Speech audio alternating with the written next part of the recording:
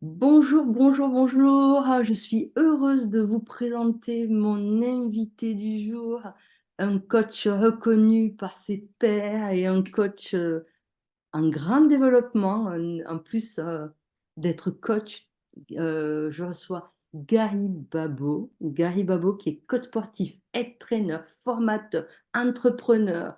Et j'en oublie d'autres, et j'en oublie d'autres, préparateur mental, etc., etc.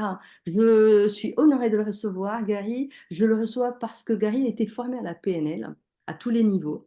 Et je souhaiterais qu'il puisse vous donner de ce qu'a été pour lui la PNL, ce que ça lui a apporté dans sa vie, ce que ça lui a permis de mettre en avant, ce que ça lui a permis de développer. Cet outil, qui est la boîte à outils, la technique ou la boîte à technique de la PNL, ben, je vais laisser déjà Gary se présenter et ensuite je lui poserai des questions en relation directe avec cet outil, cette boîte à outils et la formation, et les formations qu'il a faites. Donc, bonjour, bonjour, bonjour Gary. Salut, salut. Salut Katia, merci de l'invitation. Tu as déjà bien fait une belle présentation de moi, donc c'est cool. Mais comme tu as dit, un Gary Babo, enchanté à ceux qui me découvriraient ici. Donc j'ai 29 ans, je viens d'Orléans, je suis coach sportif depuis 2018. Voilà, j'ai commencé en tant qu'indépendant dans l'ancienne Orange à Basic à côté de chez moi dès le début. Et puis après, je suis devenu formateur, je me suis associé à Mathieu que Katia connaît sur l'école des coachs. Donc je suis formateur avec lui donc, sur l'école des coachs. On s'est rencontrés, c'est pas rencontré avec en PNL, mais juste avant. Mais après, on a fait PNL ensemble, justement. Donc voilà, t'as bien déjà fait une belle présentation. Donc moi, je suis d'Orléans, centre de la France, pas si loin de ça que Katia. Et puis, je me suis formé à la PNL parce que c'était un besoin et c'était très important de le faire pour moi. Alors justement, pour rebondir, comment la PNL, elle a influencé ta pratique en tant que coach sportif et deux, dans tout ton parcours professionnel, sur tout ce que tu as mis en route juste après. Déjà, la PNL, j'avais déjà entendu ce terme-là dans les séries américaines. Donc après, ça fait son bonhomme de chemin. J'ai vu qu'il y avait une formation après PNL et coaching sportif, en tout cas pour les coachs. Donc voilà, et après, pour répondre à ta question, en quoi ça a influé, j'ai très vite compris, moi j'ai toujours été passionné par la psychologie, l'étude du cerveau, donc depuis assez jeune. Et j'ai bien compris qu'en fait, les clients que je pouvais avoir, donc moi je suis spécialisé dans tout ce qui est perte de poids chez les femmes en surpoids et en situation d'obésité, donc chez des pertes de poids jusqu'à 60 kilos. Change vraiment des vies, hein, pour le coup, hein, littéralement. Parce que quand on passe de 130 à 70 kilos, c'est quand même un sacré changement, au-delà du physique. Et c'est une transformation mentale au-delà de ça. Et ça aide quoi? J'ai très vite compris en sortant de diplôme que le sport, oui, ça aidait beaucoup pour perdre du poids. La nutrition aidait beaucoup pour perdre du poids. Mais la base de tout, ça venait de la tête, ça venait du cerveau. Parce que quelqu'un qui mange, c'est pas simplement quelqu'un, enfin, quelqu'un qui a du poids en trop, c'est pas simplement quelqu'un qui mange. Ça, c'est la conséquence de ses émotions et que tout vient de la tête parce qu'il y a toujours une cause profonde au fait qu'on mange de trop et qu'on mange mal, c'est qu'on a du mal à extérioriser ses émotions, ses sentiments. Donc c'est pour ça que ma clientèle, du coup, était en surpoids et était en situation d'obésité. Donc c'est important pour moi de comprendre ce qui se passait dans leur tête pour pouvoir mieux les accompagner et être un top coach, être un coach au top, tout simplement. Merci beaucoup pour ce retour. Et pour continuer justement dans les avantages primordiaux qu'a pu t'apporter en tant que head trainer, la PNL. En tant qu'entraîneur, du coup, entraîneur, si vous ne connaissez pas déjà, c'est coach en chef, hein. J'aime bien faire ça en coach en chef, c'est plus français, donc on aime bien. Donc en gros, mon job, cette partie de mon job, c'est de recruter, former et accompagner d'autres coachs pour qu'ils réussissent comme moi, j'ai pu réussir et comme moi, je réussis toujours actuellement, évidemment. À la réussite, hein, c'est quand même, ça monte au fur et à mesure du temps. Enfin, j'espère, hein, sinon c'est quelque chose qui ne va pas. Ça m'aide dans les relations interpersonnelles, hein, professionnelles notamment, parce que je dois être un leader et pas un boss. Donc la petite subtilité entre être trainer et personal trainer, donc entre être trainer et coach sportif, c'est qu'il n'y a pas, il ne doit pas avoir de lien de subordination. Donc je dois pouvoir démontrer pour que pour le coach, ceci ou cela est mieux pour lui sans lui ordonner.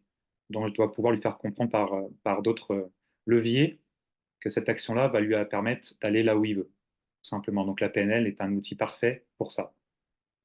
Et comment justement la PNL, elle t'amène ta manière de motiver et d'inspirer tes équipes, tes troupes, tes coachs. Bah déjà, la question de l'environnement est très importante. L'environnement, bah, si on est dans un environnement pourri, forcément, ça va nous tirer vers le bas. Donc, je fais en sorte d'être le maximum positif et bienveillant. Donc, de ne pas dire des mots négatifs, hein, forcément. Essayer d'être le plus positif possible. Donc, la PNL en soi, dans ça, c'est quand même la base. Puis, la PNL, c'est aussi savoir-être, hein. Donc, concrètement, quand j'ai un coach devant moi, je ne sais pas qui commence à être en échec, bah, j'essaye de trouver pourquoi il est en échec, de trouver aussi le sens de sa motivation, pourquoi il a rejoint mon équipe, qu'est-ce qu'il recherche en ayant rejoint mon équipe, est-ce qu'il recherche plus de chiffre d'affaires, est-ce qu'il veut vivre de ses rêves, de sa passion, est-ce qu'il veut passer plus de temps avec ses enfants, donc pas travailler 40 heures par semaine, qu'est-ce qu'il veut véritablement, donc j'essaie de creuser pour pouvoir vraiment trouver sa motivation profonde sur le point pourquoi il a rejoint mon équipe, et PNL aussi m'aide à gérer des potentiels conflits aussi, de se mettre dans la peau de l'autre. Voilà, parce que bon, on est tous différents, hein, forcément, hein, j'apprends rien à personne. Donc, notamment, ça je pense qu'on en parlera après, parce qu'en PNL, il y a des présupposés, il y a des bases, et notamment celle qui me parle le plus, bah, celle qui me parlait le plus et qui me faisait mal à l'ego quand j'étais en formation avec Katia, c'était la première, la carte du monde n'est pas le territoire. Et du coup, bah, j'ai appris que bah, ouais, ma façon de penser, ma vision des choses n'est pas la même chez tout le monde, parce que bah, le passé, l'enfance fait que on est tous forcément différenciés à ce point-là. Donc, ça m'a pas mal apporté à ce niveau-là. Oui. Et justement, la carte n'est pas le territoire et les présupposés de la PNL qui valident la compréhension et l'utilisation de la PNL, en quoi la connaissance de ces outils, de la boîte à outils de la PNL, à toi, elle te facilite-t-elle la compréhension des besoins de chacun de tes coachs embauchés ou de tes futurs coachs qui feront partie justement de ton équipe?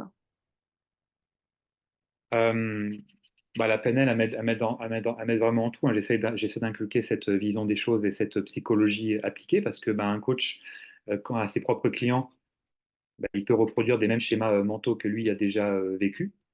Donc, c'est hyper important de casser ça et de faire comprendre bah, que ce pas des bons schémas et que ses clients bah, comment dire, peuvent, ah, peuvent en avoir, ça peut nuire à ses clients. Donc, les schémas mentaux, hein, c'est principal, c'est important de les couper quand c'est des mauvais et en mettre d'autres, hein. La PNL, c'est programmation neurolinguistique, hein.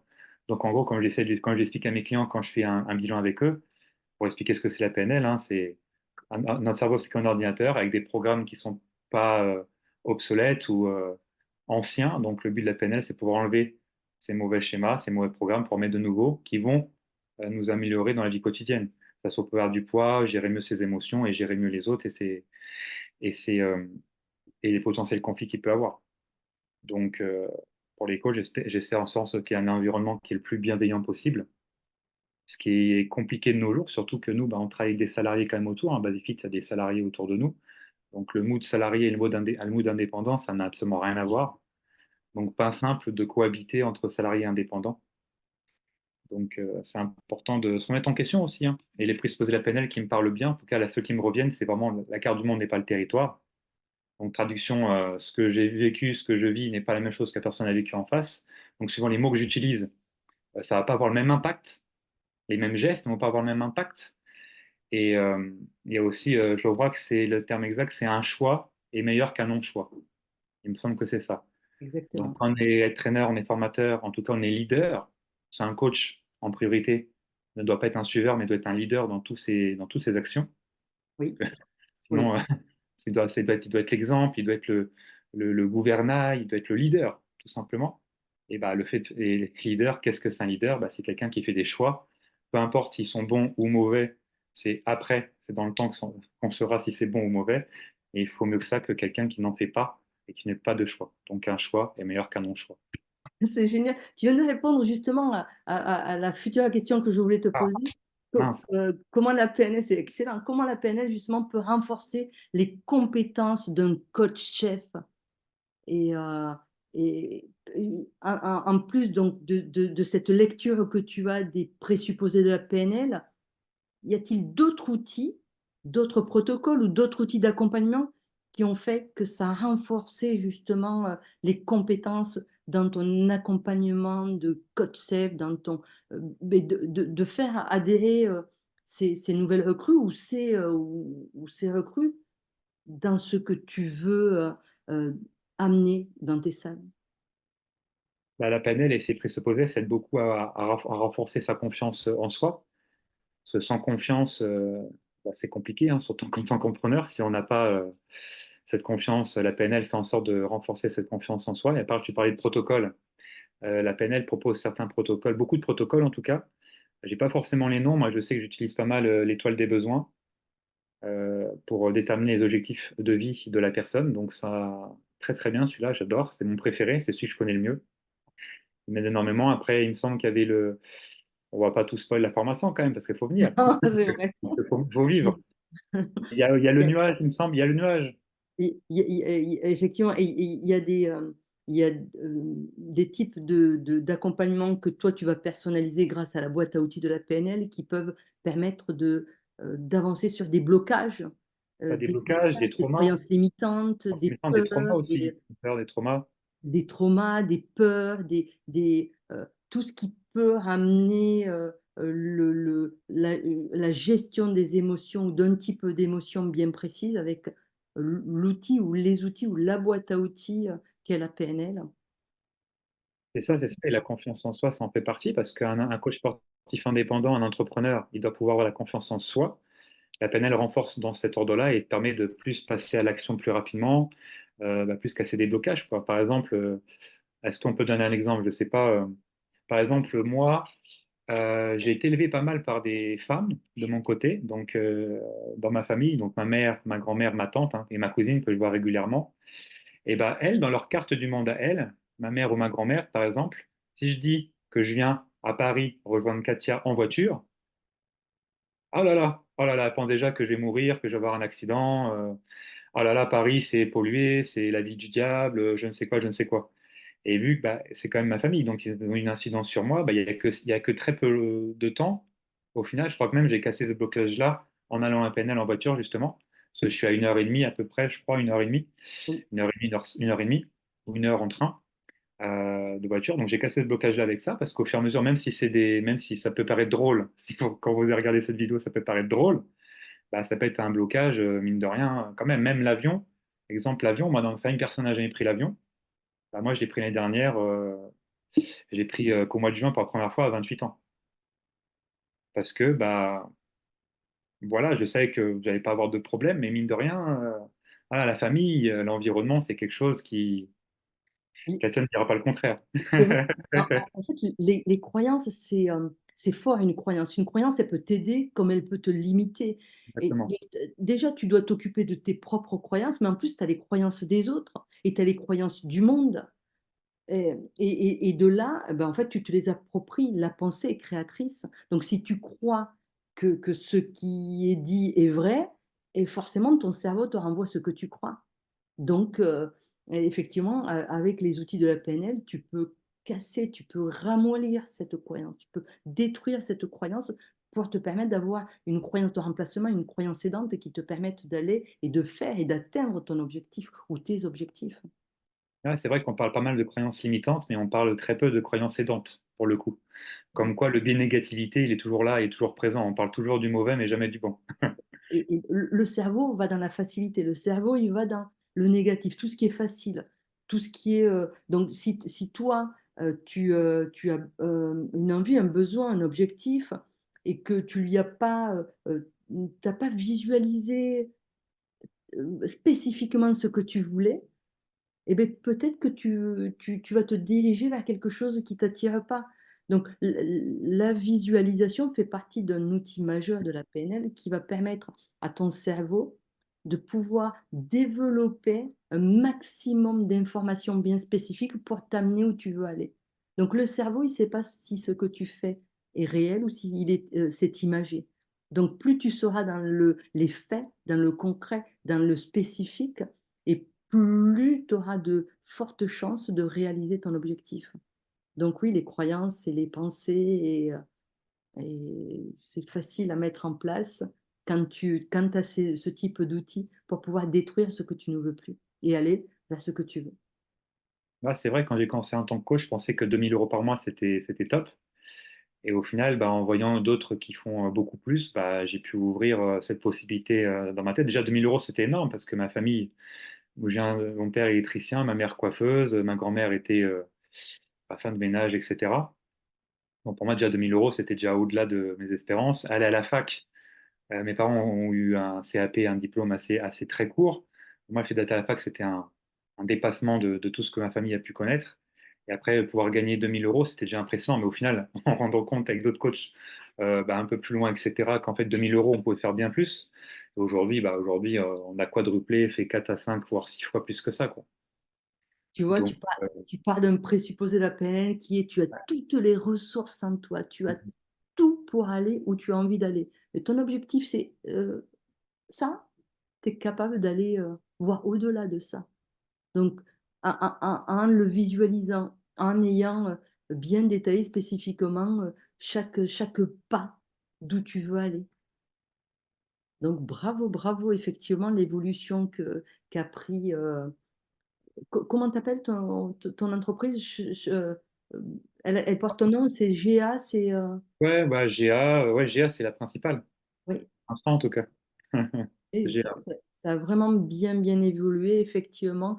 On a des croyances aidantes, comme la vie est belle, j'ai une santé de fer. Par contre, entre les croyances aidantes et les croyances qui nous limitent, ou les croyances qui étaient aidantes à un moment donné de notre vie, qui nous permettaient donc de vivre ce qu'on voulait vivre à ce moment-là, ben, aujourd'hui, peuvent être obsolètes pour pouvoir atteindre notre objectif encore plus haut, plus grand.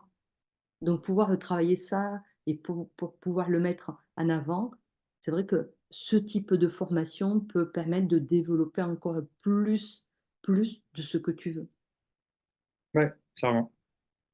Mais merci, tu sais ce que je voudrais pour terminer cette interview, je voudrais, savoir si, par rapport à tout ce que tu as dit, quelles seraient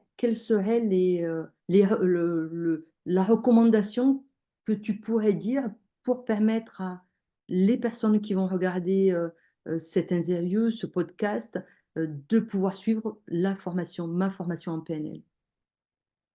Qu'est-ce que je peux leur dire? Bah, simplement que bah, la PNL, ça change la vie hein, quand même. La perception du monde, en tout cas.